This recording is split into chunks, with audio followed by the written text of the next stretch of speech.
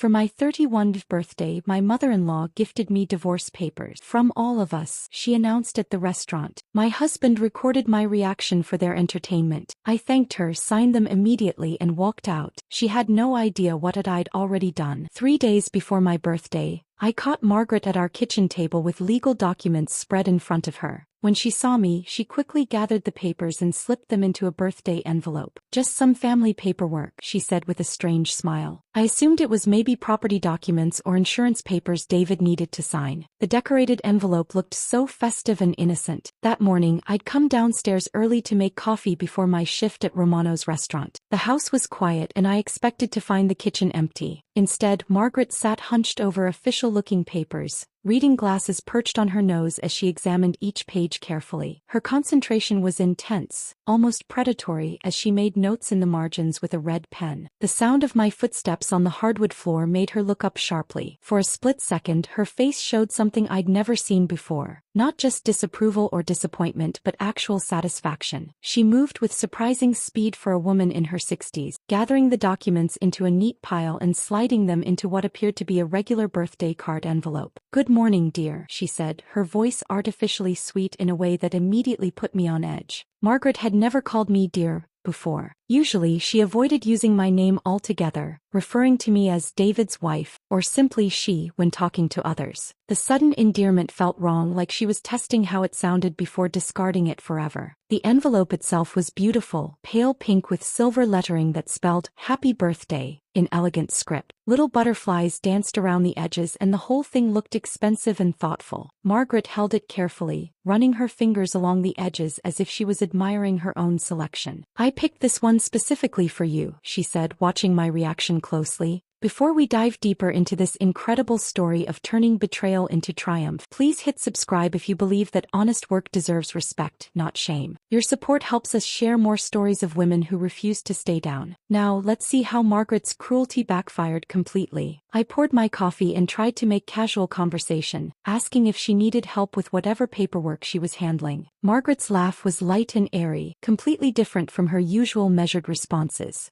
"Oh, this is something special I've been working on for quite some time. David doesn't even know about it yet." The secrecy intrigued me. In 2 years of marriage, Margaret had never planned surprises or shown interest in gift-giving beyond obligatory holidays. She was practical and direct, not the type to spend time on elaborate presentations or sentimental gestures. The fact that she was putting effort into my birthday felt like progress in our difficult relationship. "It's something that will change everything," she continued, placing the envelope carefully in her purse. "I've been consulting with professionals to make sure everything is handled properly. You deserve something meaningful after all this time." Her words filled me with unexpected hope. Maybe Margaret had finally recognized my efforts to fit into their family. Perhaps she'd noticed how hard I'd been trying to find more respectable employment, or maybe she'd seen how much I loved David despite their constant criticism. The idea that she might be planning something special for my 31st birthday made me feel lighter than I had in months. David appeared in the kitchen moments later, already dressed for work. He kissed my cheek and grabbed his travel mug,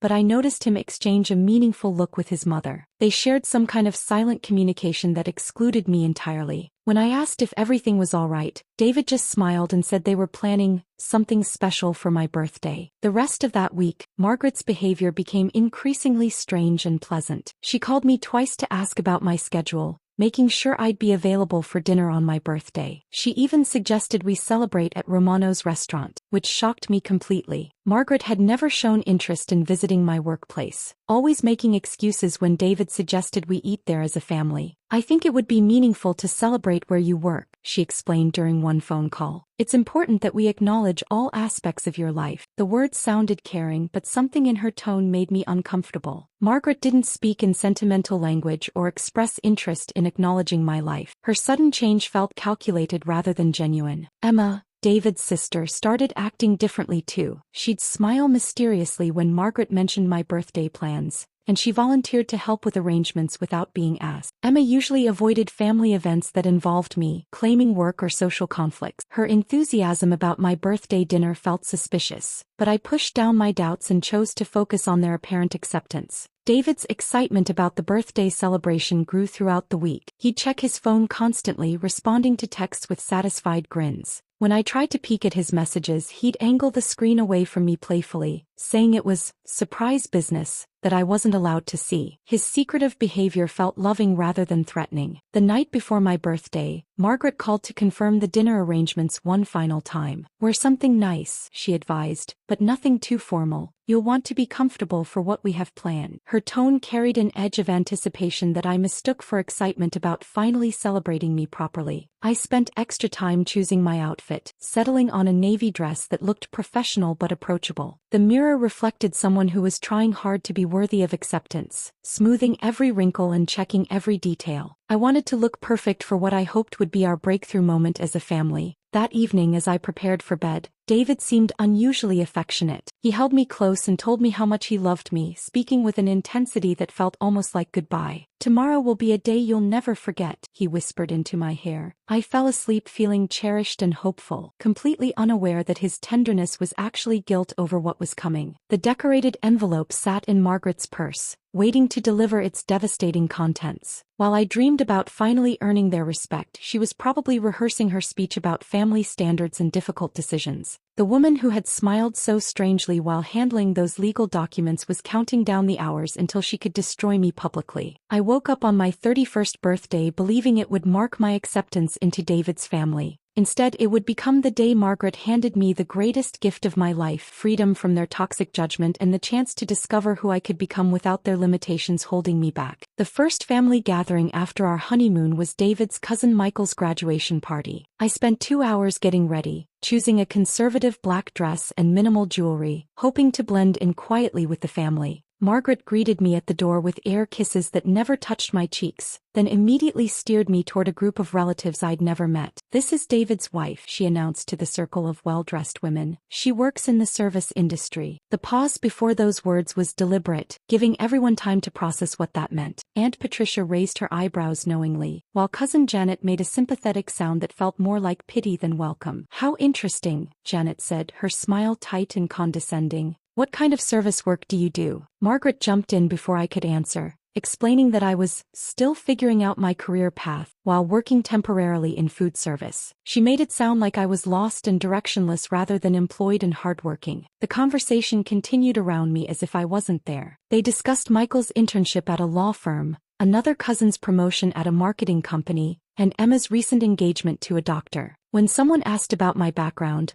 Margaret smoothly redirected the topic to David's accounting practice and how proud they were of his professional growth. I excused myself to use the bathroom, needing a moment to breathe away from their suffocating disapproval. In the hallway, I overheard Margaret telling someone, "We're hoping she'll find something more suitable soon. David deserves a wife who can contribute to their social position properly." The words stung because they reduced my entire identity to my perceived failure to meet their standards. Thanksgiving dinner 3 months later followed the same pattern but with increased intensity. Margaret had invited extended family, including relatives I'd only met once at the wedding. As we went around the table sharing what we were thankful for, she made sure to highlight everyone's professional achievements while strategically skipping over me entirely. "I'm thankful for Emma's engagement to Dr. Patterson," Margaret said, beaming at her daughter, "and for David's growing client base at his accounting firm. It's wonderful to see young people establishing themselves professionally." When my turn came, I mentioned being grateful for family and good health, avoiding any reference to work that might trigger another lecture. Margaret's sister Patricia pulled me aside after dinner, ostensibly to help with dishes but actually to deliver unsolicited advice. "You know, dear, Margaret just wants what's best for David. Have you considered going back to school? There are so many opportunities for women willing to improve themselves." Her words carried the weight of family consensus. They'd all discussed my inadequacies and agreed on solutions. The holidays became exercises in endurance rather than celebration. At Christmas, Margaret gave Emma a beautiful silk scarf and presented me with a book titled Professional Success for Women, wrapped in newspaper instead of proper gift paper. The message was clear. Everyone else received gifts while I received homework assignments for becoming acceptable. David's birthday party in February revealed how deeply the family dynamics had shifted. Margaret planned an elaborate celebration at an upscale restaurant, inviting his professional colleagues and successful friends. I wore my best dress and tried to participate in conversations about business trends and investment strategies, but my contributions were met with polite smiles that quickly faded. When someone asked about my work, David actually stepped in before I could answer. "She's exploring different opportunities right now," he said, avoiding eye contact with me. His shame about my job had grown so obvious that he couldn't even let me speak for myself anymore. The man who once bragged about my work ethic to his friends now treated my employment like a family secret. Emma's engagement party in March brought new levels of social torture. She'd invited her college sorority sisters, all successful professional women who asked polite questions about my career. Margaret hovered nearby during these conversations,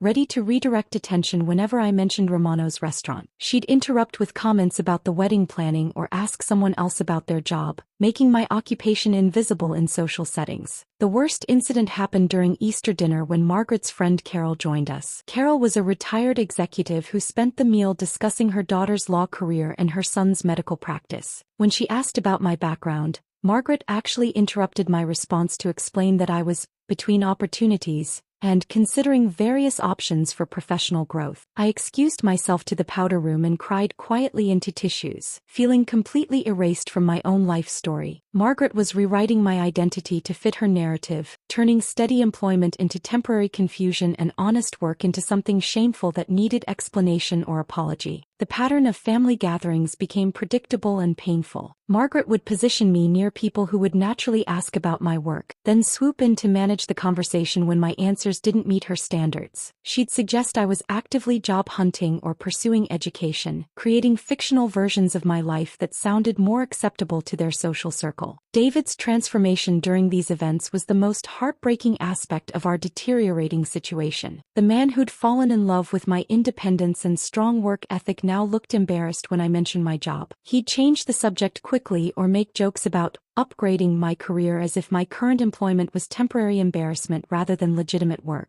The family group chat became another source of daily humiliation. Emma would share articles about successful women, always accompanied by comments about inspiration and goals. When I'd respond positively, she'd follow up with questions about my own professional development that felt more like interrogation than conversation. Margaret's friends at the country club provided another avenue for public embarrassment. She'd mention my employment status to them with theatrical sighs, describing my job as David's burden that the family was helping him handle. When these women encountered me at social events, their pitying expressions and overly encouraging comments about finding my path made clear that Margaret had portrayed me as a project rather than a person. The constant criticism began affecting how I saw myself in mirrors and photographs. Margaret's comments about my appearance made me second-guess every outfit choice and makeup decision. I started shopping for clothes I couldn't afford, trying to look like the professional women she obviously preferred. My credit card balance grew while my self-confidence shrank. By the spring of our second year of marriage, I'd become a completely different person than the confident woman David had married. Margaret's systematic campaign of disapproval had succeeded in making me question my worth, my choices, and my place in David's life. Every family interaction reinforced their message that I was temporary embarrassment rather than permanent family member. The breaking point arrived during a phone conversation I wasn't supposed to hear. Margaret was talking to her friend Helen about David's marriage, and her words cut through me with surgical precision. "I keep praying he'll come to his senses before it's too late. He's such a good boy and he deserves someone who can enhance his life rather than hold him back." Standing in my own hallway, listening to my mother-in-law pray for my marriage's destruction,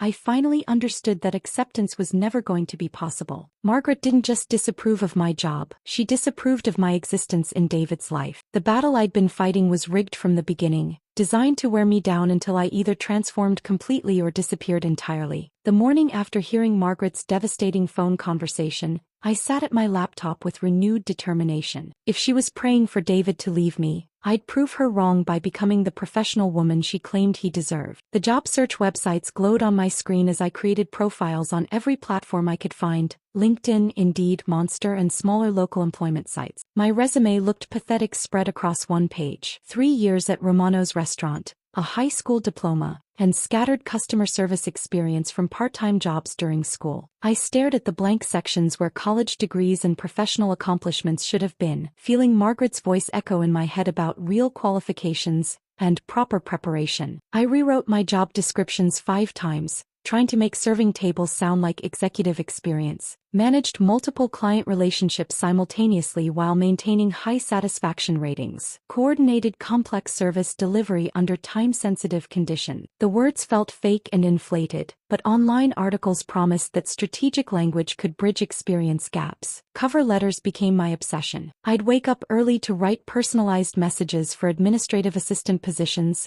customer service roles, and entry-level office jobs across 3 counties. Each letter took an hour to craft, explaining how my restaurant background had prepared me for professional challenges. I highlighted my reliability, communication skills, and ability to work under pressure. The first rejection email arrived within hours of my application to a dental office receptionist position. "Thank you for your interest, but we're seeking candidates with medical office experience." The second rejection came from an insurance company. "We require applicants with college-level education for this role." By the end of the first week, my inbox overflowed with polite dismissals that all said the same thing: I wasn't qualified for anything beyond my current situation. David found me crying over my laptop one evening after a particularly brutal day of rejections. "Maybe you're aiming too high too fast," he suggested, rubbing my shoulders. "There's nothing wrong with starting smaller and working your way up." His words were meant to comfort, but they echoed his mother's constant message that I should lower my expectations rather than raise my qualifications. The interview at Henderson Insurance Company became my first real-world lesson in professional humiliation. The office building intimidated me from the moment I walked through the glass doors. Women in sharp suits clicked across marble floors in expensive heels, carrying leather briefcases and speaking confidently into wireless headsets. I felt underdressed despite wearing my best outfit. Mrs. Henderson, the hiring manager,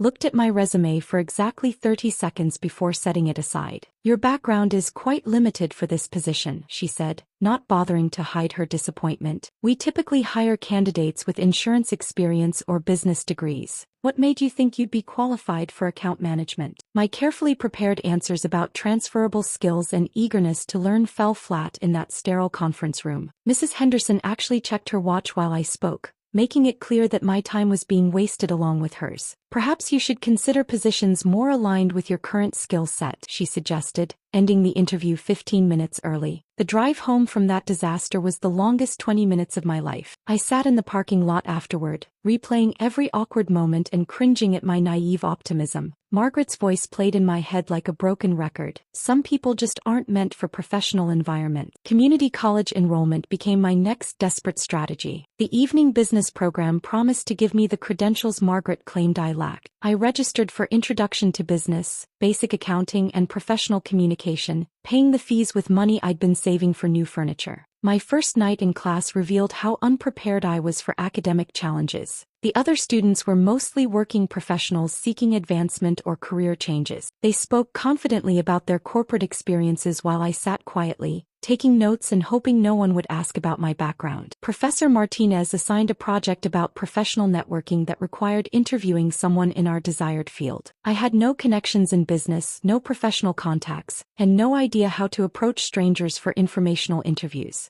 While classmates discussed their mentors and industry contacts, I realized how isolated I was from the professional world. David's reaction to my college enrollment was lukewarm at best. "Are you sure this is worth the time and money?" he asked when I showed him my class schedule. "Maybe you should focus on finding work first and worry about education later." His practical concerns made sense financially, but his lack of enthusiasm for my efforts felt like another vote of no confidence. My performance at Romano's restaurant began declining as stress and exhaustion took their toll. Late nights studying left me tired during busy shifts, and constant rejection from job applications made me lose the cheerful energy that customers appreciated. I'd catch myself spacing out while taking orders, distracted by interview preparation or homework assignments. Mr. Romano noticed the change immediately. "You seem troubled lately," he said during a quiet afternoon shift. "Is everything all right at home?" His genuine concern made me want to confess everything, But how could I explain that my husband's family was systematically destroying my confidence? Instead, I blamed general stress and promised to do better. Maria, the head cook, became my unofficial therapist during work breaks. She'd noticed my red eyes after particularly difficult evenings of job hunting and would wordlessly hand me extra coffee or a plate of food I hadn't ordered. "Education is good," she said one day, "but don't let anyone make you ashamed of honest work."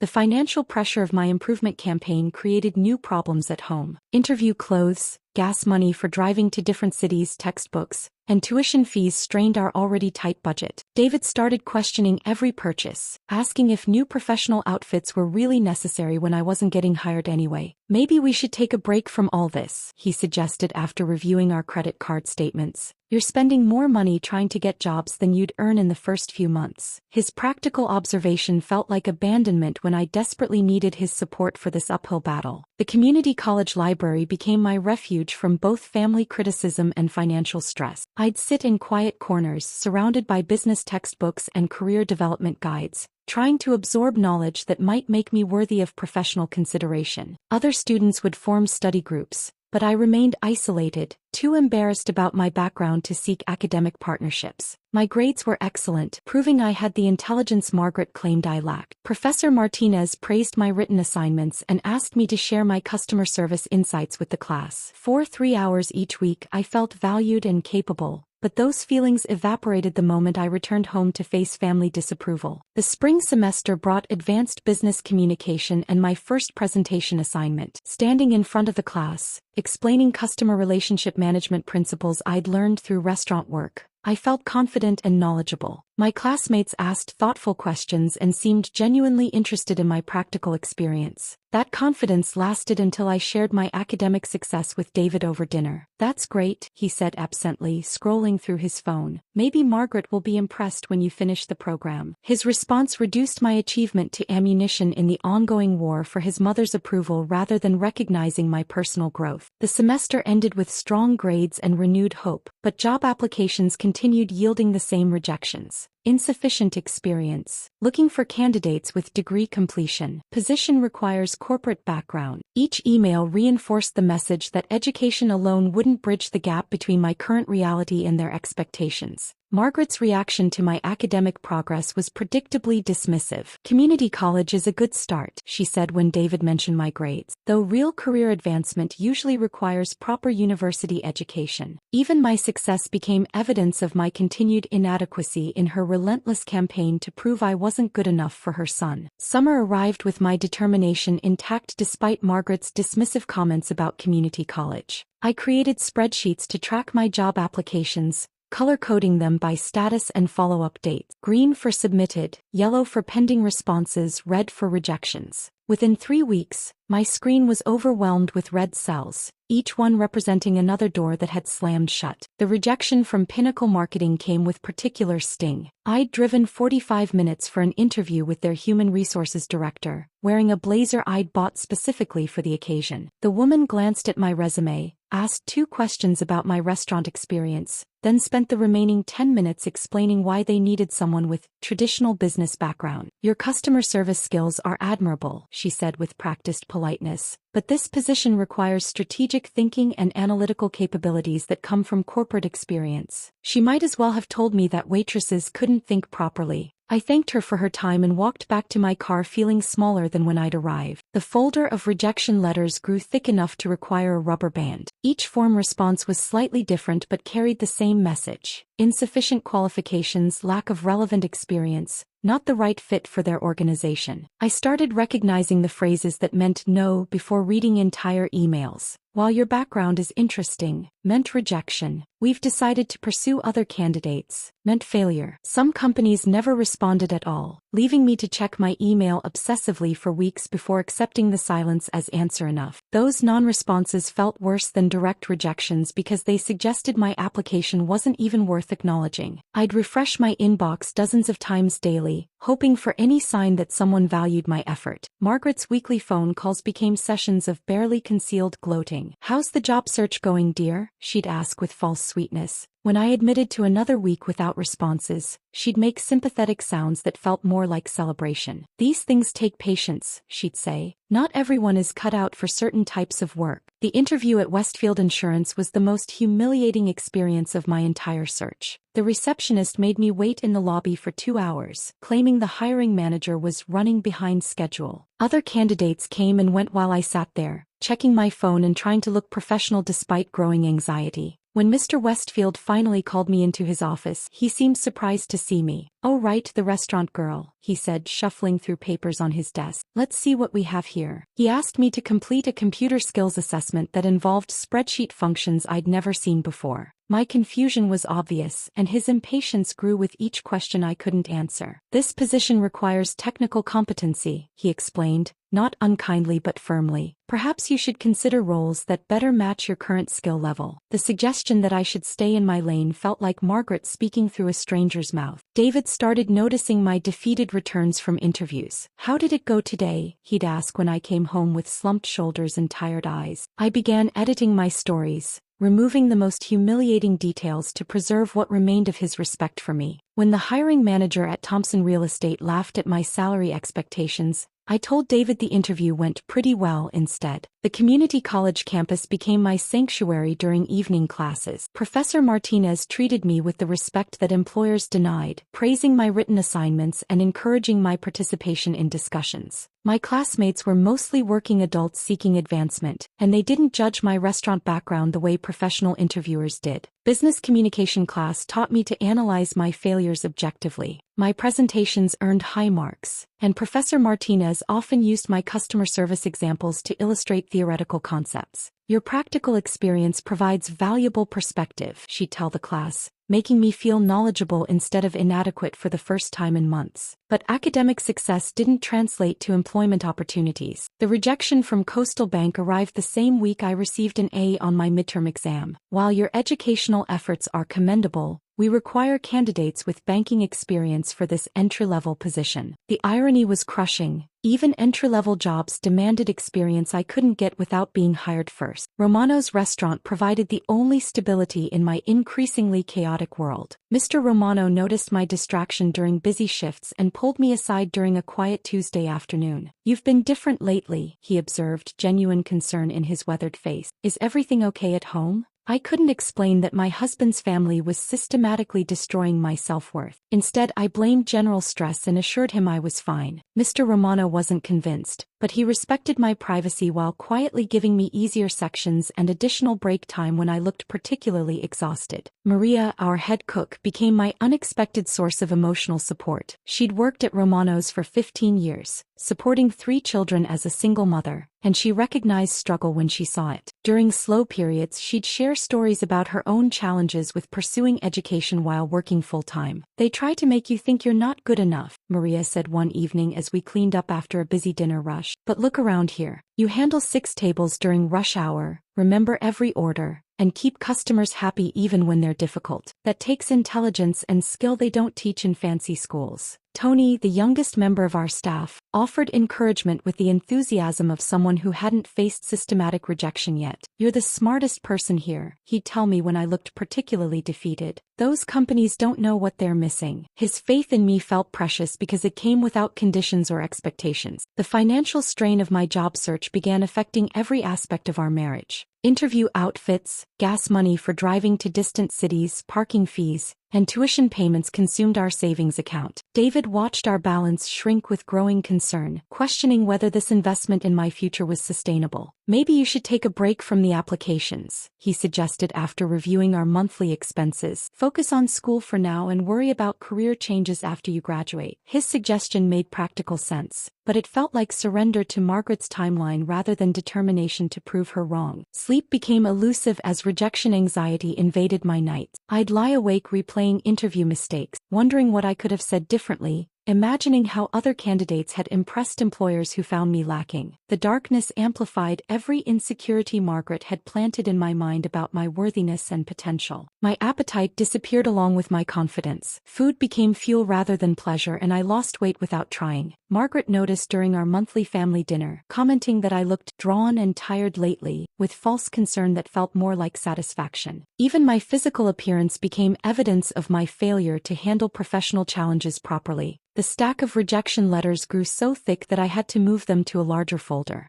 Each response represented hours of preparation, hope, and eventual disappointment. Some employers had been kind in their rejections, others brutally honest about my inadequacy, but the result was always the same: I wasn't good enough for the professional world that David's family inhabited. By autumn, I'd applied to 47 different positions across 4 counties. The rejections had become routine, but they still stung with fresh intensity each time. Margaret's prediction about my limitations seemed to be proving accurate, and the professional world appeared determined to keep me exactly where I was, serving tables while dreaming of acceptance I'd never achieve. Monday afternoon found me at the kitchen table, surrounded by the remnants of another failed week. 47 rejections, Margaret's latest dismissive comment about community college, and David's growing impatience with our mounting expenses had left me questioning everything I'd been fighting for. The laundry basket sat beside me, filled with clothes that represented my shrinking world: work uniforms, interview outfits that had brought no success, and casual wear for staying home between disappointments. My phone buzzed with an unknown number while I folded David's work shirts. Telemarketer calls had become so frequent that I usually ignored unfamiliar numbers, but something made me swipe to answer. Maybe I was hoping for a miracle, or maybe I was just tired of feeling disconnected from the world that kept rejecting me. "Hello, is this speaking with Jennifer?" The woman's voice was professional but warm, with none of the hurried efficiency I'd grown to expect from business calls. She spoke my name like it mattered, with careful pronunciation and genuine interest. "This is Jessica Martinez from Grand Plaza Hotel's Human Resources Department. I hope I'm not calling at a bad time." My heart stopped completely. Grand Plaza Hotel. I remembered submitting that application during a particularly desperate evening in February, 6 months ago, when winter rejection letters had piled up faster than snow. The application had been one of dozens I'd sent out that week, cast into the void of online job boards with little hope of response. "We received your application for our guest services coordinator position," Jessica continued, "and I was wondering if you're still interested in discussing opportunities with our team." Her words sounded impossible after months of silence from potential employers. Someone was actually calling me about a job, treating my application like it had value instead of filing it directly into rejection folders. I set down the shirt I'd been folding, my hands trembling slightly as I reached for a pen and paper. "Yes, absolutely," I managed, trying to keep my voice steady. "I'm very interested in learning more about the position." Jessica's laugh was genuine and encouraging, nothing like the polite dismissals I'd grown accustomed to hearing from hiring managers. "Wonderful. I have to tell you, your restaurant experience really caught our attention. We've found that candidates with your background often excel in hospitality because you understand customer service from the ground up." Her words were revolutionary. Someone was praising my waitressing experience instead of apologizing for it or suggesting I overcome it. Jessica explained that Grand Plaza Hotel specialized in creating exceptional guest experiences, and they valued employees who understood service excellence through practical application rather than theoretical training. My years at Romano's restaurant weren't a liability to overcome, they were credentials that qualified me for advancement. "We offer comprehensive training programs for career development," she continued, "including management track opportunities for employees who demonstrate leadership potential. Our benefits package includes health insurance, dental coverage, retirement planning, and educational assistance for professional development courses." The benefits she described surpassed anything I'd imagined possible. At Romano's, health insurance was a luxury we couldn't afford, and retirement planning was something other people did. The idea of an employer investing in my education instead of questioning my qualifications felt foreign and wonderful. "There's one more aspect of this position that might interest you," Jessica said, her voice taking on an excited tone. "The role includes housing in our employee residential building. It's a fully furnished apartment with utilities included, just a 5-minute walk from the hotel. Many of our team members find it convenient, especially those relocating for the opportunity." I had to sit down. Free housing meant independence from David's family's constant criticism and financial pressure. 3 hours away from Margaret's disapproving presence felt like an impossible dream that someone was offering as reality. The distance would mean starting fresh where nobody knew about my year of failures and rejections. "The salary range is $42,000 to $48,000 annually, depending on experience and performance during training," Jessica added. "My current income from Romano's barely reached $30,000, and that was with good tip nights and extra shifts. The financial independence this job offered would transform my entire life situation." "I realize this might be a big decision since you'd be relocating," Jessica said, "but we're impressed with your background and think you'd be an excellent fit for our team culture." Would you be interested in scheduling a phone interview later this week to discuss details? My mind raced through possibilities I hadn't dared consider before. Professional respect, financial security, physical distance from Margaret's toxicity, and a chance to prove my worth in an environment that valued my existing skills. Everything I'd been desperately seeking was being offered by someone who saw potential instead of limitations. I would love to schedule an interview, I said, my voice stronger than it had been in months. This opportunity sounds incredible, and I'm very interested in learning more about your team and the position requirements. Jessica's enthusiasm was infectious, making me feel valued and wanted after so many months of rejection and dismissal. We scheduled the phone interview for Thursday afternoon, giving me 3 days to research the hotel and prepare thoughtful questions.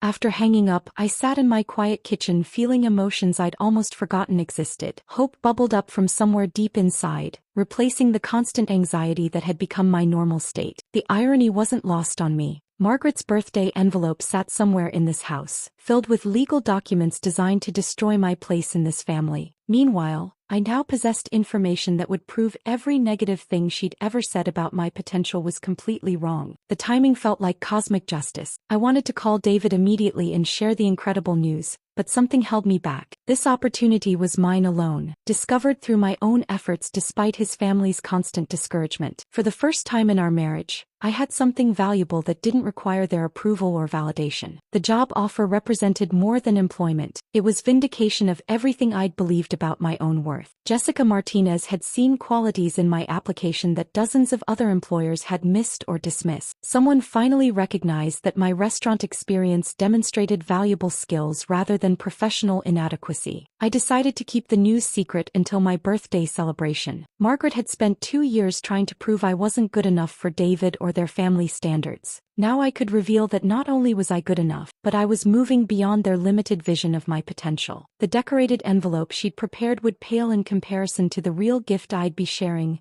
evidence that their judgment had been wrong all along. That evening, I moved through my routine at Romano's with renewed energy. My regular customers noticed the change immediately, commenting on my bright smile and efficient service. Mrs. Patterson, who came in every Monday for the early bird special, said I looked happier than she'd seen me in months. The secret knowledge of my opportunity felt powerful and precious. While Margaret prepared whatever surprise she thought would devastate me, I was holding information that would transform our entire dynamic. For once, I would be the one with shocking news to share, and they would be the ones struggling to process an unexpected revelation. 3 days stretched ahead before my birthday celebration, 3 days to savor the knowledge that everything was about to change. Margaret's envelope might contain family paperwork as she'd claimed, but my future now held possibilities she couldn't imagine or control. Tuesday morning brought my phone interview with Jessica Martinez, and I locked myself in our bedroom while David was at work. The conversation exceeded every hope I'd harbored about this opportunity. Jessica's questions focused on scenarios I could answer confidently, handling difficult customers, managing multiple priorities during busy periods, and maintaining service excellence under pressure. Your references from Romano's restaurant are glowing, she said, rustling papers on her end of the call. Mr. Romano spoke very highly of your reliability and customer relationship skills. That's exactly the foundation we build on here at Grand Plaza Hotel. Hearing that my current employer had praised me to a potential new one felt like vindication after months of being told my experience was inadequate. The formal job offer arrived via email that afternoon while I was preparing for my evening shift. The PDF document was official and beautiful, with the hotel's elegant letterhead and detailed terms that made this opportunity feel real and achievable. Guest Services Coordinator, starting salary $45,000 annually, comprehensive benefits and employee housing included. I printed 3 copies, folding one carefully to carry in my purse like a talisman. That evening at Romano's, I moved through my shift with energy I hadn't felt in months. Every customer interaction reminded me that I was good at this work, that my skills had value in professional environments. When Mrs. Chin complimented my service and left a generous tip, I thought about how those same abilities would translate to luxury hotel hospitality. You seem different tonight, Maria observed during our break. More like yourself again. She was right. The weight of constant inadequacy had lifted from my shoulders. For the first time since Margaret's campaign against me began,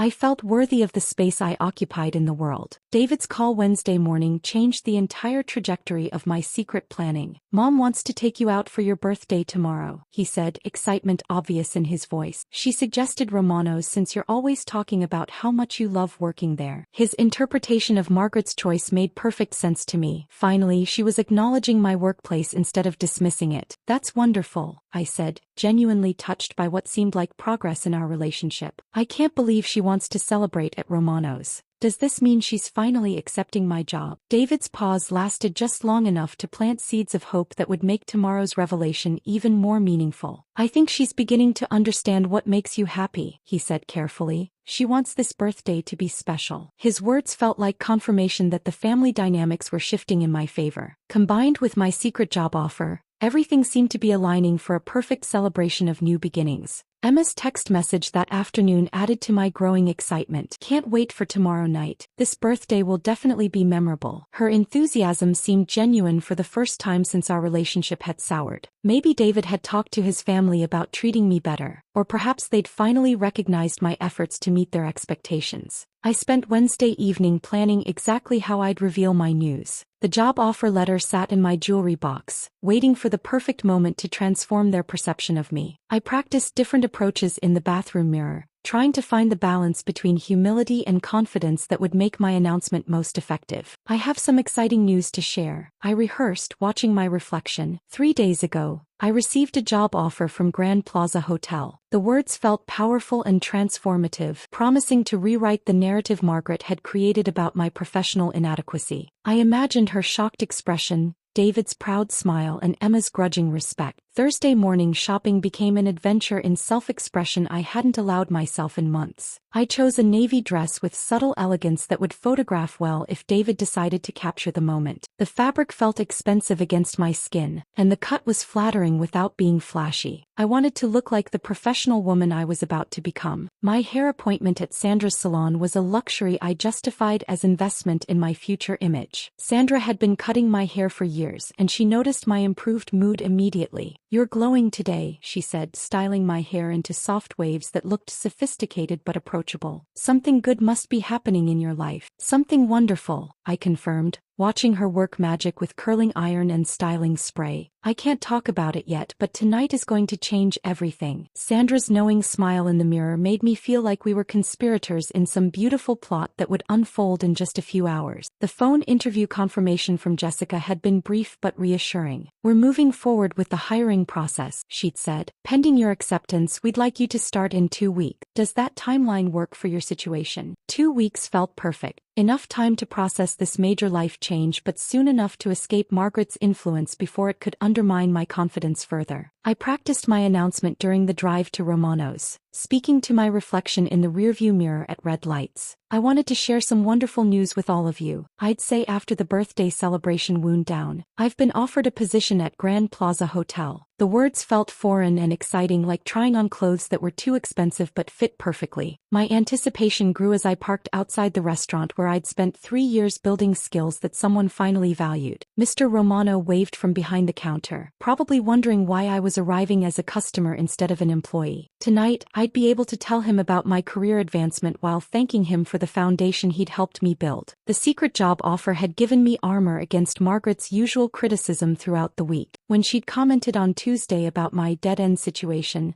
I'd simply smiled and said things were looking up. When she'd mentioned on Wednesday that David needed a wife who could contribute meaningfully to their social position, I'd agreed completely, knowing I was about to exceed her wildest expectations. Emma's social media posts about ambitious women throughout the week had bounced off me harmlessly. Her passive-aggressive comments about education and career advancement felt irrelevant when I knew I was about to leap ahead of her expectations entirely. Soon she'd see that I'd been ambitious all along. I just needed someone to recognize my potential. David's excitement about tonight had grown increasingly obvious. He checked his phone constantly, responding to family group texts with satisfied grins. When I'd asked about the birthday plans, he just smiled mysteriously and said I'd love what they had prepared. His secretive behavior felt loving and conspiratorial rather than threatening. The jewelry box in our bedroom held my job offer letter like a secret weapon waiting for deployment. Tonight, that folded document would transform me from Margaret's disappointing daughter-in-law into a professional success story that exceeded their demands. The woman who'd spent a year praying for my failure was about to witness my greatest triumph. Walking toward Romano's entrance for my birthday celebration, I felt lighter than I had since our wedding day. The secret knowledge of my future gave me confidence to face whatever family dynamics awaited inside. Margaret's decorated envelope might contain family paperwork, but my purse held the key to freedom, respect, and vindication of everything I'd endured while proving my worth to people who'd never deserved my efforts. The bell above Romano's entrance chimed as I pushed through the familiar glass door, my family following behind me into the warm, welcoming atmosphere I'd called my second home for 3 years. The evening light filtered through checkered curtains, casting golden shadows across tables where I'd served countless meals and built relationships with regular customers who'd become friends. Jennifer, Mr. Romano's voice boomed across the dining room as he spotted our group. His weathered face broke into the genuine smile I'd grown to treasure during difficult months of family criticism. He hurried over, wiping his hands on his apron, clearly pleased to see me arriving as a customer rather than an employee. This must be the birthday celebration you mentioned. Mr. Romano, I'd like you to meet my family, I said with pride that surprised even me. This is my husband David, his mother Margaret, and his sister Emma. Mr. Romano shook hands warmly with each of them, his enthusiasm infectious as he welcomed them to his restaurant. I felt grateful that Margaret would finally see the respect and affection I'd earned in this place. Margaret's smile was polite but strained as she surveyed the modest dining room with critical eyes. The red vinyl booths, mismatched chairs, and handwritten specials board clearly didn't meet her usual standards. But she was here making an effort for my birthday, and that felt like progress worth celebrating. We'll take good care of you tonight, Mr. Romano promised, leading us to the corner booth I'd suggested when David asked about seating preferences. The spot offered privacy for family conversation while giving me clear view of the kitchen where Maria worked her magic with traditional Italian recipes. Maria caught my eye from behind the service window and winked conspiratorially. She'd probably noticed my improved mood throughout the week and was happy to see my family finally celebrating with me at Romano's. Tony, busy setting up tables for the dinner rush, gave me a thumbs up and mouthed happy birthday with his characteristic enthusiasm. Settling into the booth felt surreal. I'd served countless meals at this very table, but now I sat as a guest while different servers handled our order. Margaret examined the laminated menu with visible skepticism, her manicured fingers holding it like it might contaminate her hands.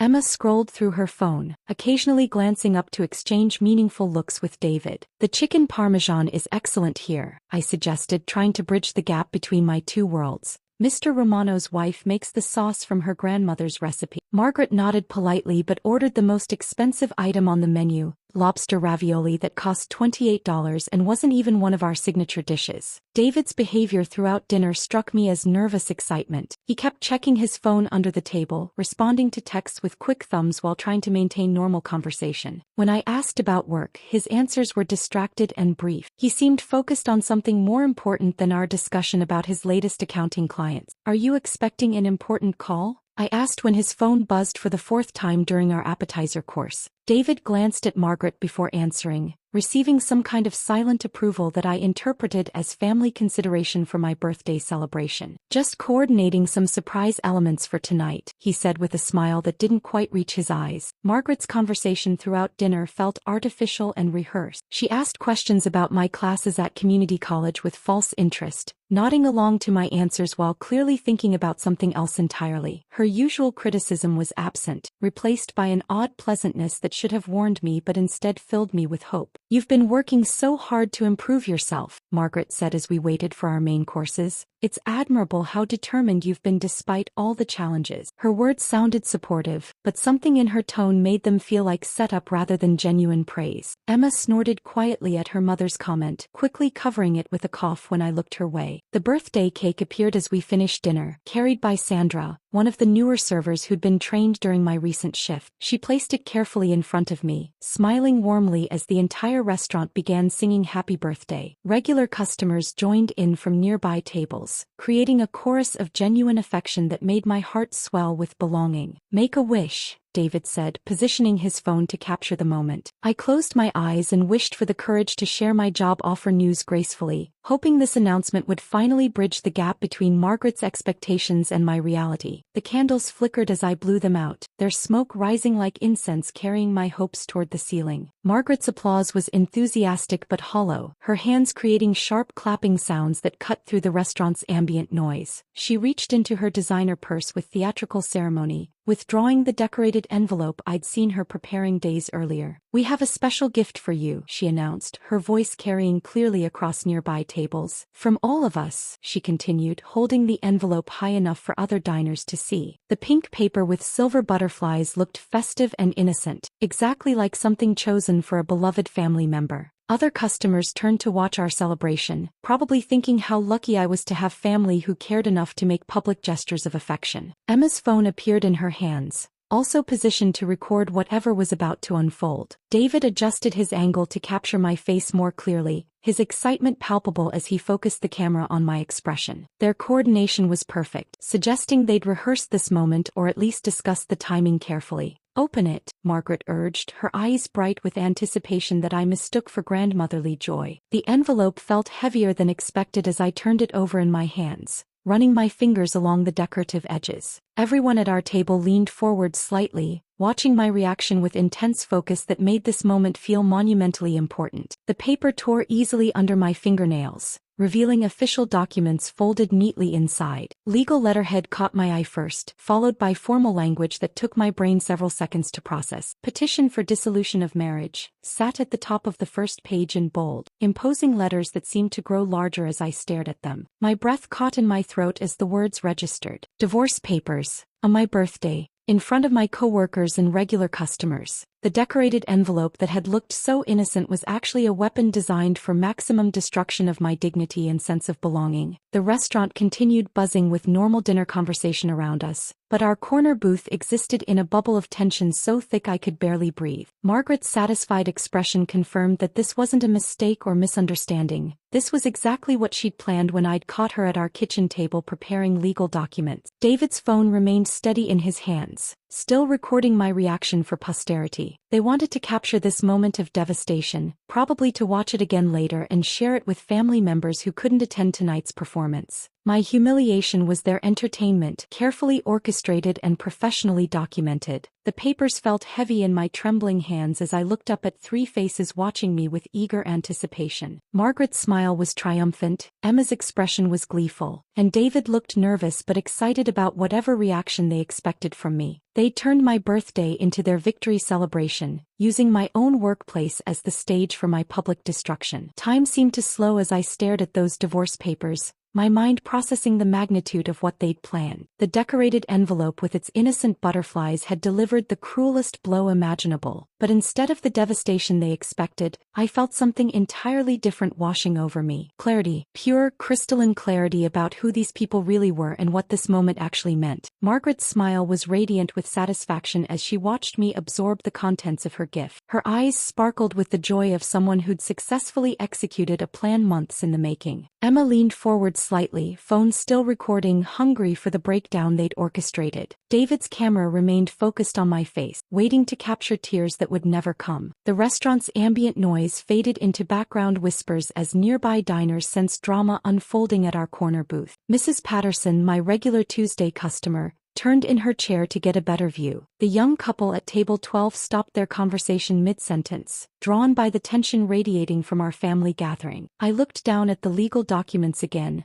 noting the careful preparation that had gone into this moment. Someone had hired an attorney, filed paperwork, and coordinated timing to maximize my humiliation. The divorce petition was thorough and complete, requiring only my signature to dissolve our marriage permanently. They'd even brought a pen, anticipating my compliance with their plan. "Well," Margaret prompted when my silence stretched longer than she'd expected. "Aren't you going to say something?" Her voice carried across the quiet restaurant, inviting everyone to witness my reaction to their birthday surprise. The expectation in her tone was clear. I was supposed to beg, cry, or create the scene they'd come here to witness. Instead, I reached for the pen they'd provided and signed my name with handwriting steadier than it had been in months. The ink flowed smoothly across the signature line, marking the end of a marriage but also the beginning of something they couldn't imagine. Margaret's triumphant expression faltered slightly as I calmly folded the papers and returned them to their decorative envelope. David's phone wavered in his hands as confusion replaced anticipation. "That's it?" he asked, his voice barely audible. "You're not going to fight this or ask questions?" His disappointment was palpable, clearly. My calm acceptance wasn't providing the entertainment value they'd anticipated for their recording session. "Thank you," I said, standing up from the booth with dignity intact. "This is actually the most generous gift you could have given me." Margaret's face shifted from satisfaction to bewilderment as I reached into my purse and withdrew my own envelope, the official job offer letter from Grand Plaza Hotel that would rewrite their entire narrative about my worth. "I have some news to share as well," I announced, my voice carrying clearly through the hushed restaurant. 3 days ago, I was offered a position as guest services coordinator at Grand Plaza Hotel. The salary is $45,000 annually with full benefits and housing included. The words felt powerful leaving my lips, each one landing with precision in the silence that followed. Margaret's mouth opened slightly but no sound emerged. Emma's phone slipped in her grasp before she recovered and continued recording, though her expression had shifted from gleeful anticipation to stunned disbelief. David's camera captured his own shocked face in the black screen as he forgot to keep filming my reaction. "The position starts in 2 weeks," I continued,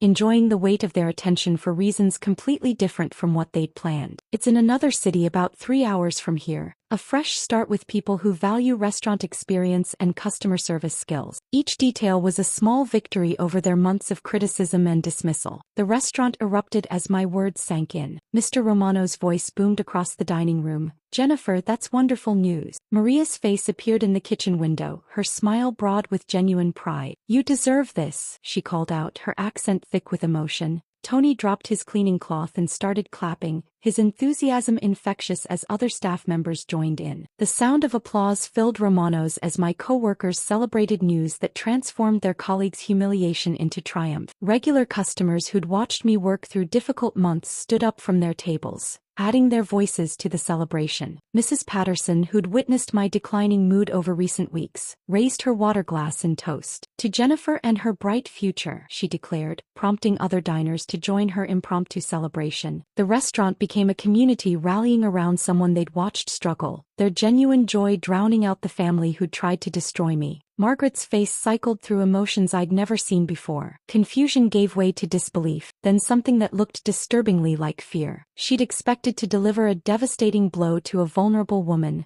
not hand freedom to someone who'd already secured her independence. Her carefully planned moment of triumph was collapsing into public embarrassment. "You knew about this job when you signed those papers?" David asked, his voice strained with the realization that I'd outmaneuvered them completely. His phone hung forgotten in his lap as he processed that his wife had just accepted divorce while holding a career opportunity that exceeded every criticism his family had leveled against me. "I received the offer 3 days ago," I confirmed, watching his face pale as the timeline clicked into place. "The same day you all started acting mysteriously excited about my birthday celebration." Emma's phone captured David's growing understanding that their surprise had backfired spectacularly. The irony was perfect and devastating. Margaret had handed me divorce papers expecting to break me, but she'd actually freed me to pursue the professional respect she'd always claimed I couldn't achieve. Their cruelty had eliminated the only obstacle preventing me from accepting an opportunity that would prove every negative thing they'd said about my potential was wrong. "The training program includes management development," I added, pulling the official letterhead from my purse to show them. "They specifically recruited me because of my restaurant background. Apparently, my experience here at Romano's demonstrates exactly the skills they value for advancement in hospitality management." Mr. Romano appeared beside our table, his face glowing with pride as he looked at the job offer. "Jennifer is one of our finest employees," he told Margaret directly. "Smart, dedicated, and respected by everyone here. This hotel is lucky to have her." His words carried the weight of 3 years watching me work with integrity and skill. Margaret's silence was deafening, The woman who'd spent 2 years lecturing me about professional inadequacy now sat speechless as my co-workers celebrated an achievement that invalidated every criticism she'd made. Her decorated envelope had delivered my freedom instead of my destruction. Emma lowered her phone slowly, finally understanding that their perfectly planned ambush had become my moment of vindication. The video they'd intended to share as entertainment would now document their own failure to recognize worth that others had discovered and valued. David stared at the job offer letter like it was written in a foreign language. 2 years of supporting his mother's criticism had just cost him a wife who was walking away with professional success, financial independence, and the moral high ground he'd helped them steal from me. The silence that followed my job announcement stretched across Romano's dining room like a held breath. I stood beside our corner booth, divorce papers in one hand and my future in the other, watching Margaret's face cycle through emotions she'd never shown before. The woman who'd orchestrated this public execution now sat speechless, her satisfied smile frozen into something resembling panic. David's phone remained motionless in his hands, its black screen reflecting his stunned expression. The video he'd been so eager to capture had become evidence of his own miscalculation rather than my humiliation. His finger hovered over the record button, uncertain whether to continue documenting a moment that was spiraling beyond their control. "You planned this," Margaret finally whispered, her voice barely audible above the restaurant's ambient noise. "You knew about the divorce papers." Her accusation carried no conviction because she was beginning to understand that my calm reaction wasn't planned. It was genuine relief disguised as composure. "I planned nothing," I replied, my voice steady and clear enough for nearby tables to hear. "You handed me freedom I didn't even know I wanted. 3 days ago, while you were preparing those papers,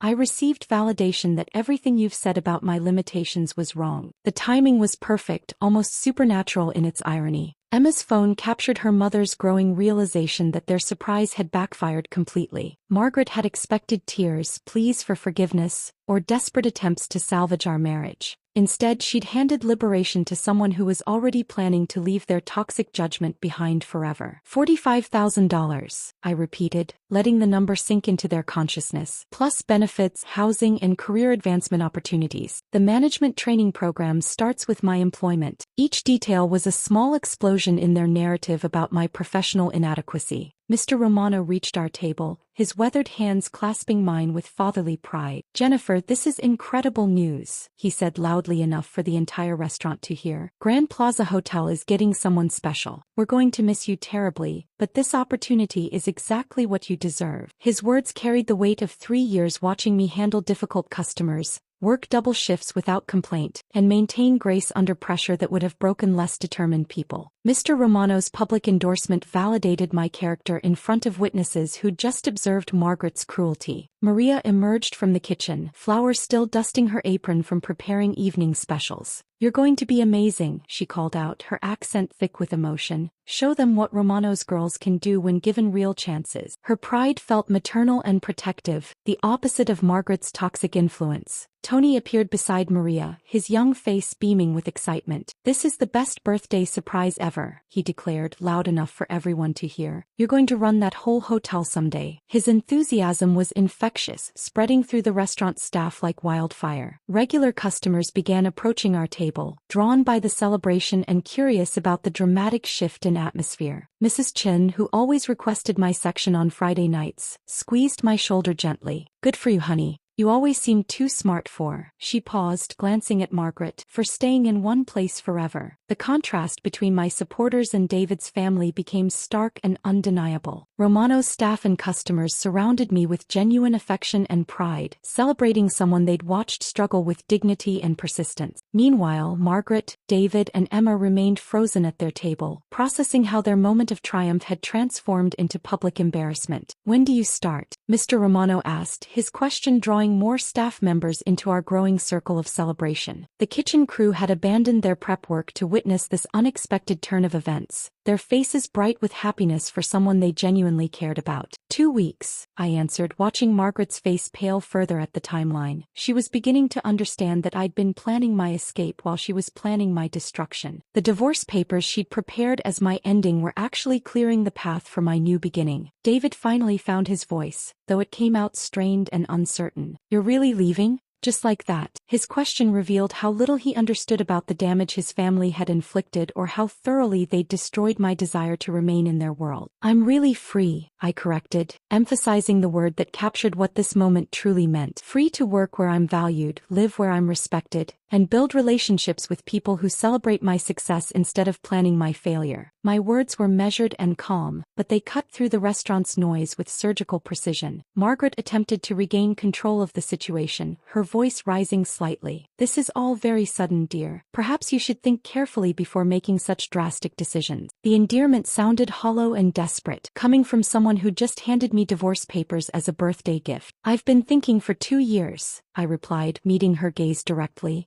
Every criticism, every comparison to David's ex-girlfriend, every suggestion that I wasn't good enough for this family, all of it led me to this moment. You were right about one thing, Margaret. I do deserve better. The restaurant's applause grew louder as my words reached tables throughout the dining room. Other diners had pieced together enough of the situation to understand that they were witnessing someone's liberation from family cruelty. Their support felt genuine and spontaneous, the opposite of the calculated performance Margaret had orchestrated. The beautiful thing about timing, I continued, my voice growing stronger with each word, is that your gift of divorce papers arrived exactly when I was ready to accept freedom. I don't have to choose between my marriage and my self-respect anymore. You've made that decision beautifully simple. Emma's recording captured her own family's growing discomfort as they realized their roles had reversed completely. They'd come to Romanos as executioners but found themselves defendants in a trial of public opinion. The witnesses they'd invited to my humiliation were now judging their character instead. Margaret's purse sat open beside her, the decorative envelope that had delivered divorce papers looking ridiculous and childish among the legal documents. Her weapon of choice had become evidence of her own cruelty,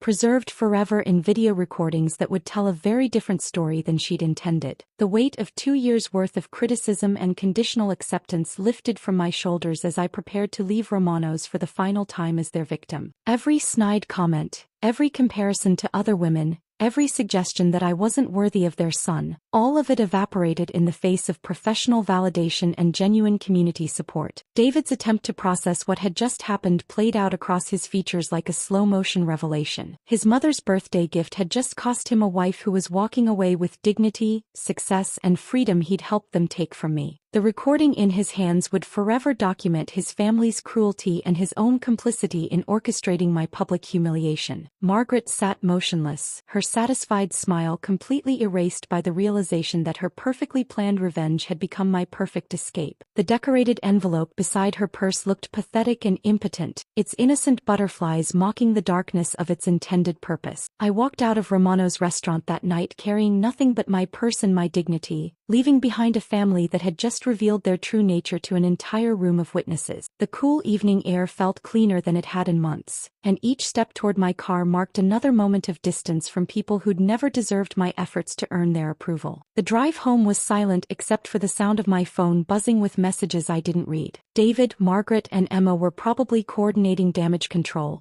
trying to process how their perfectly planned ambush had become my moment of triumph. Their desperate attempts to reach me felt powerless now that I held the key to my own future. 2 weeks later, I stood in the marble lobby of Grand Plaza Hotel, wearing a professional uniform that actually felt like armor instead of costume. The nameplate on my chest read, Jennifer Walsh, Guest Services Coordinator, in elegant script that made me smile every time I caught my reflection in the lobby's mirrors. My maiden name had returned along with my self-respect. The employee residential building became my sanctuary in ways I'd never imagined possible. My furnished apartment was small but beautifully designed, with large windows overlooking the city skyline and a balcony where I could drink morning coffee in peaceful silence. No one criticized my choices, questioned my worth, or made me feel like an unwelcome guest in my own home. Jessica Martinez became more than my supervisor. She became a mentor who saw leadership potential that Margaret had spent 2 years trying to convince me didn't exist. During my first month, Jessica assigned me to handle VIP guest relations, trusting my Romano's experience to manage demanding clients with grace and professionalism. Your restaurant background gives you instincts other coordinators have to learn through training, Jessica explained during my 30-day review. You read people naturally, anticipate needs before they're expressed, and handle pressure without losing your composure. Those skills are exactly what luxury hospitality required. The management training program opened doors I'd never imagined mind walking through. Corporate communication seminars taught me business language that made my community college courses feel like elementary preparation. Leadership workshops revealed strengths I'd possessed all along but had been taught to doubt under Margaret's constant criticism. My first promotion to assistant guest services manager came 4 months after starting, accompanied by a salary increase that pushed my annual income above $50,000. The raise meant I could afford luxuries I'd only dreamed about during my struggling years: quality clothes, regular salon appointments, and savings accounts that actually grew instead of shrinking under financial pressure. Word of my success began filtering back through mutual acquaintances in ways that felt like cosmic justice. Linda, Margaret's country club friend, happened to stay at Grand Plaza Hotel during a business trip. She recognized my name on the staff directory and specifically requested my assistance with her corporate event arrangement. "You're David's ex-wife, aren't you?" Linda asked during our consultation meeting. "Margaret mentioned you worked in hospitality, but she never said you were management at such a prestigious hotel." Her surprise was genuine and telling. Margaret had obviously downplayed my achievements to maintain her narrative about my inadequacy. Linda's glowing review of my professional service reached Margaret through their social network within days. The woman who dismissed me as a mere waitress had to hear detailed praise of my competence from her own friend. My success was becoming impossible for Margaret to minimize or explain away through her usual dismissive tactics. David's attempts to reconnect began arriving through social media messages I never answered. His texts grew increasingly desperate as he realized what he'd lost. But Margaret's lessons about recognizing value only after destruction had taught me not to trust people who celebrated my perceived failures. His regret felt hollow compared to the genuine respect I'd found in my new environment. The divorce settlement proceedings worked entirely in my favor thanks to their own documentation. David's video recording of the birthday ambush became evidence of planned emotional cruelty that his attorney couldn't explain away. No judge would award alimony or shared assets to someone who'd orchestrated public humiliation for entertainment purposes. Margaret's legal strategy backfired as completely as her birthday surprise. The decorated envelope she'd prepared so carefully became Exhibit A in proceedings that painted her as the architect of family dysfunction. Her own attention to detail, the timing, the location, the coordination, proved premeditation that protected me from financial obligations to people who'd treated me as disposable. 6 months after that night at Romano's, I was promoted again to guest services manager, supervising a team of 12 coordinators across 3 departments. The position came with a company car, expense account, and salary approaching $60,000 annually. Every milestone validated Jessica's initial assessment of my potential and contradicted Margaret's predictions about my limitations. The hotel's annual employee recognition ceremony became my moment of ultimate vindication. Standing on stage accepting an award for exceptional customer satisfaction scores, I thought about Margaret's phone conversation where she'd prayed for David to come to his senses about our marriage. Her prayers had been answered in ways she never intended. My acceptance speech was brief but meaningful, thanking my team and acknowledging the restaurant experience that had prepared me for hospitality excellence. The audience of hotel executives and community business leaders applauded someone Margaret had dismissed as unworthy of professional consideration. Their respect felt earned rather than demanded, genuine rather than conditional. Emma's social media posts about ambitious women had stopped entirely after my promotion announcements began appearing in local business publications. The passive-aggressive commentary about education and career advancement felt ridiculous when directed at someone who was achieving measurable success through determination and skill rather than inherited privilege. David's LinkedIn connection request arrived the same week as my manager promotion, suggesting he was tracking my professional advancement through mutual business contacts. His attempt to reconnect professionally felt pathetic and transparent. The man who'd recorded my expected humiliation now wanted association with my actual success. The greatest satisfaction came from living well without needing their approval or acknowledgement. My happiness was complete and self-contained, built on genuine achievements and authentic relationships rather than desperate attempts to earn acceptance from people incapable of recognizing worth. Margaret's judgment had become irrelevant to my life satisfaction. My new colleagues respected my opinions, valued my contributions, and trusted my leadership abilities. The professional environment Margaret claimed I could never access had welcomed me warmly and rewarded my efforts with advancement opportunities. Every day at Grand Plaza Hotel confirmed that her assessment of my potential had been completely wrong. wrong. The ultimate revenge wasn't causing them pain. It was proving their cruelty had been based on jealousy and insecurity rather than accurate evaluation of my character or capabilities. Margaret's need to diminish me had revealed more about her limitations than mine. Her birthday gift of divorce papers had freed me to discover success that existed far beyond her narrow vision of acceptable achievement. Standing in my corner office 18 months after that night at Romano's, I looked out at the city skyline and felt grateful for every criticism that had pushed me toward independence. Margaret's decorated envelope had contained the greatest gift possible: liberation from people who'd never deserved the effort I'd spent trying to earn their love. If this story of ultimate vindication had you cheering out loud, smash that like button right now. My favorite part was when she calmly signed those divorce papers and pulled out her job offer letter. What was your favorite moment? Drop it in the comments below. Don't miss more incredible revenge stories like this. Subscribe and hit that notification bell so you never miss an upload.